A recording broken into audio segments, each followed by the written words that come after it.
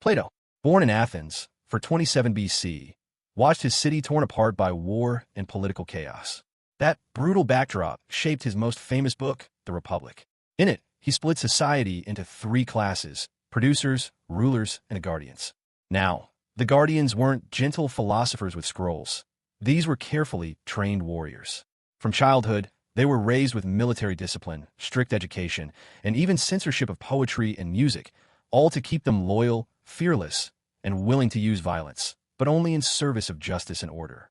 Plato believed violence, when left to individuals, destroys communities. But violence, when disciplined and controlled by the state, could protect truth and harmony. He compared the guardians to noble dogs, aggressive against threats, gentle with allies. This idea became one of the earliest blueprints for organized state militaries. You can see its echo even today, in modern debates over whether armies defend freedom or enforce authority. So, when we think of Plato, we don't just picture the wise old philosopher. We also have to remember he imagined a society where warriors, sharpened, loyal, and yes, violent, stood as the backbone of justice itself. Aristotle, born in 384 BC in northern Greece, was one of the greatest philosophers of all time, but also one of the most controversial. While tutoring Alexander the Great, yes, the guy went on to conquer much of the known world, Aristotle taught what he called natural slavery. He believed some people lacked the full reason needed to rule themselves and were better off being ruled by others. To him, slavery wasn't just an ugly practice of the day, it was disturbingly part of the natural order. He extended that logic to conquest too. Victors in war, Aristotle argued, had the right to dominate inferior groups, framing it almost like nature approving the arrangement. These ideas gave philosophical cover for empires and colonizers centuries later, used as justification for everything from Roman domination to early modern European colonialism. And yet, here's the strange part. Aristotle also talked endlessly about ethics, virtue, and living a rational, flourishing life. That tension, preaching human excellence while declaring some lives less human, is one of the hardest contradictions in his legacy. So while Aristotle shaped science, logic, and morality for over 2,000 years, we can't ignore that he also built one of history's earliest intellectual defenses of inequality, conquest, and violent domination. Machiavelli, born in Florence in 1469, lived through endless wars and shifting governments in Renaissance Italy. He wasn't just a thinker. He was a diplomat who saw firsthand how fragile states collapsed when rulers tried to be too kind. Out of that chaos came his most infamous book, The Prince. Here, Machiavelli shocked readers by saying outright, if a ruler wants to survive, morality can't always come first, power does. He claimed it is safer for a leader to be feared than loved, as long as the fear doesn't turn to hate. Cruelty, when swift, strategic, and aimed at stability, could actually be more merciful in the long run than weak indecision. Mercy without strength, he warned, only invites more bloodshed. His blunt realism was so radical that Machiavellian still means ruthless manipulation today. At the same time, historians note he wasn't cheering on violence for fun.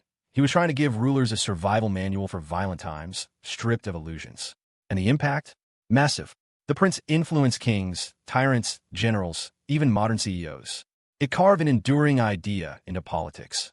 If power is the game, then cruelty, fear, and violence are not failures of leadership, but sometimes its foundation.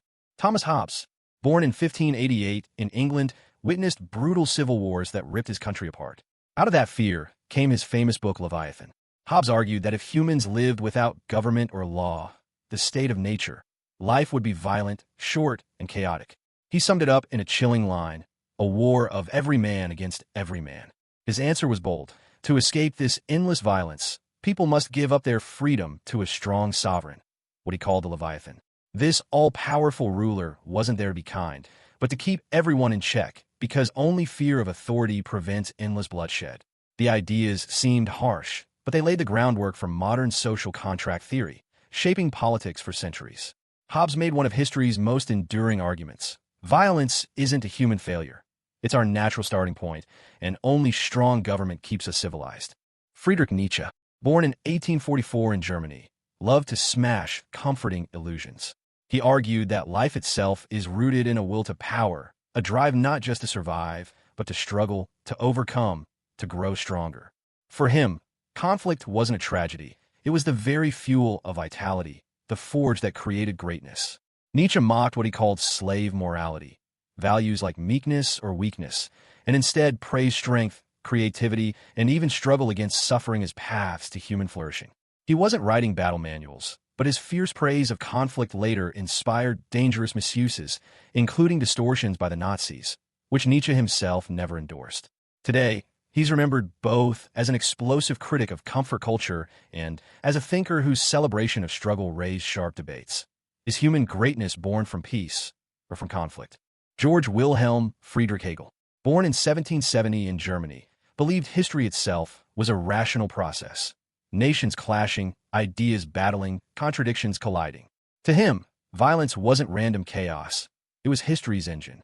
He even described war as a necessary stage in the development of states, shaking complacency and pushing humanity forward. Through this lens, the French Revolution, the Napoleonic Wars, bloodshed that terrified many, looked to Hegel like history itself tearing down the old to make way for the new. His philosophy suggested that nations and people discover their true freedom only by passing through conflict.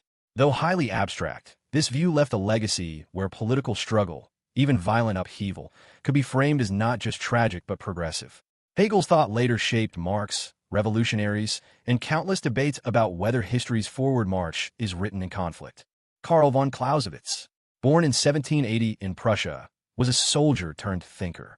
After fighting Napoleon's armies, he poured his insights into On War, a book still studied in every military academy today.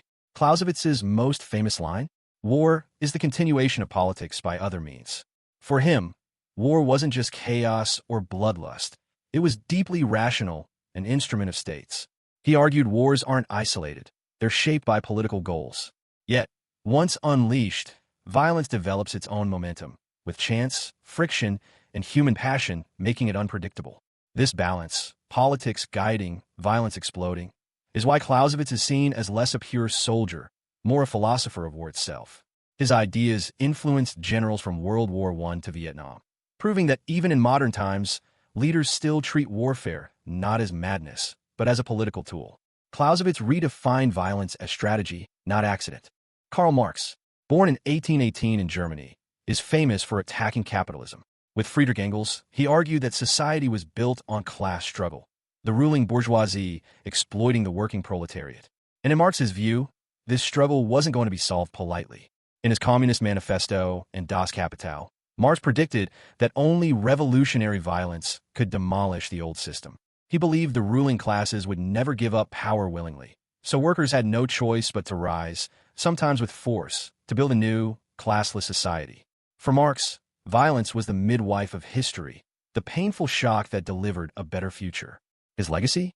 Explosive. From Russia's Bolshevik Revolution to 20th century uprisings worldwide, leaders invoked Marx to justify violent revolt. Whether admired as a liberator or blamed as an architect of bloodshed, Marx forever tied philosophy to political violence. Frantz Fanon, born in 1925 in Martinique, fought for France in World War II, then turned fiercely against colonialism. Training as a psychiatrist in Algeria, he saw firsthand how colonization crushed identity, dignity, and mental health. His landmark book, The Wretched of the Earth, made a radical claim. Decolonization isn't a gentle handover. It must be violent. For Fanon, the colonized reclaim their humanity through armed struggle. Violence was more than strategy. It was therapy, cleansing the shame and fear imposed by occupation. He argued that without it, the colonizers' grip could never truly be broken. His ideas electrified liberation movements across Africa, Asia, and beyond. From Algeria's independence war to Black Power activists in America, Fanon gave intellectual fire to revolutionaries. He remains controversial, praised as a prophet of freedom, blamed for glorifying bloodshed, but his voice still echoes anytime oppressed people talk about fighting back. Georges Sorel, born in France in 1847, was both an engineer and a radical thinker. In his book Reflections on Violence, he introduced what he called the myth of the general strike. For Sorel, myths weren't fairy tales. They were powerful stories that gave people courage and unity. And for workers, the myth of a massive, society-shaking strike was nothing less than purifying. Sorel argued that violent struggle, workers rising up against bosses, wasn't just practical, it was morally cleansing. Violence, in his words, broke complacency, destroyed corruption, and renewed society's energy. He glorified it as a kind of force that gave people dignity back. His ideas influenced radical labor movements, but also inspired darker offshoots. Fascists borrowed his rhetoric about force as renewal.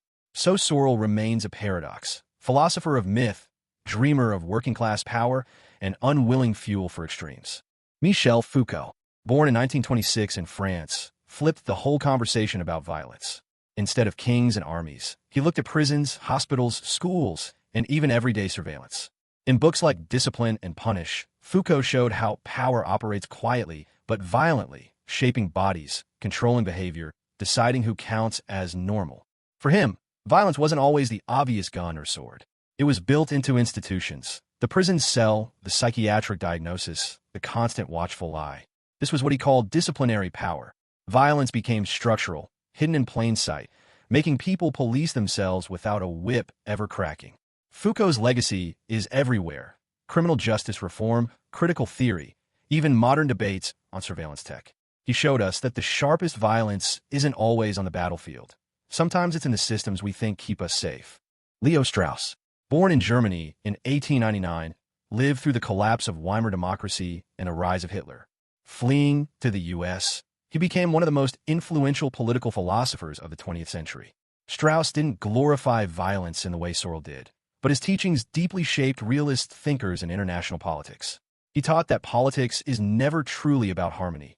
It's about struggle, competing values, and sometimes unavoidable war. For Strauss and many of his followers, liberal idealism could be dangerously naive. States had to be ready for force because human nature and societies will always clash.